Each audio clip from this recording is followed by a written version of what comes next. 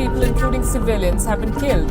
A hail of shelling by Azerbaijan. They have been attacking Armenian positions. Just today, Azerbaijan started heavily attacking. We're being shelled in Stepanakert. It's day one of the Azerbaijani offensive. Those Azeri shells hit this residential building. This is Stepanakert. Life has been like in Nagorno-Karabakh's capital Stepanakert for more than a week. Constant bombardment. Life for these ethnic Armenian residents has taken a violent turn. If you want to know what a war crime looks like, this is it.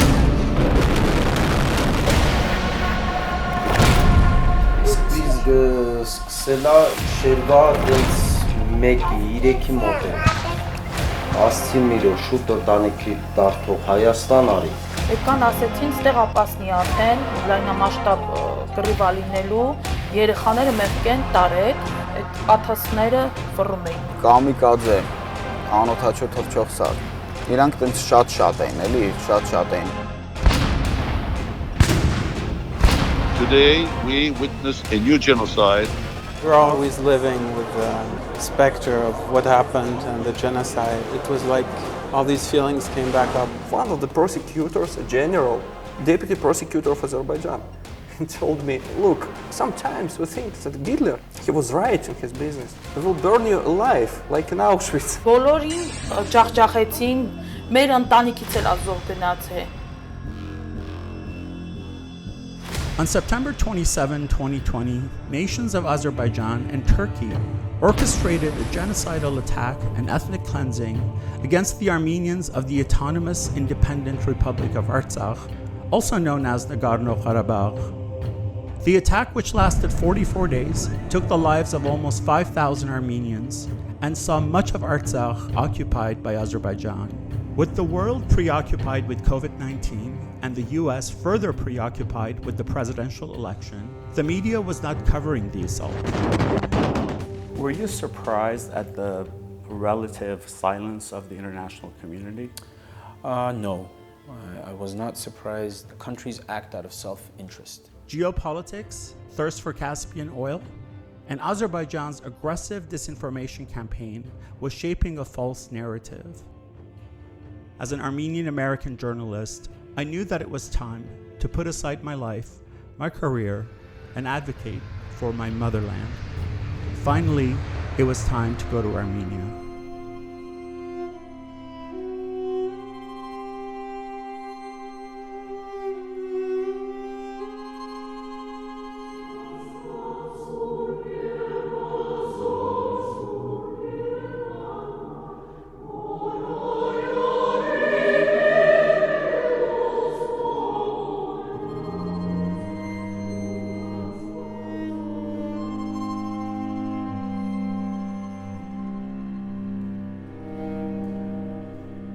Ինչպես վիրավորվար։ Հենց այդ ժամանակ մի անգամից կտրվեց ձեռքս ու իմացանք, որ մոտավոր մի 150 հոգի տղերք են, որ ձեռք-ոտք կտրվել է։ Մոտ 1 ամսվա ընթացքում ես ինքս տեսել եմ եւ ընկերների կորուստ, եւ համաձայնագից ընկերների կորուստ, եւ ենթակա զինվորների կորուստ։ Իսկ իմ համար ամենադաժանը ես տեսել եմ նաեւ հարազատ եղբորս կորուստը, ով պատերազմի ընթացքում նույնպես զոհվել է։ Everybody knew that every day people were being killed, but nobody is saying anything.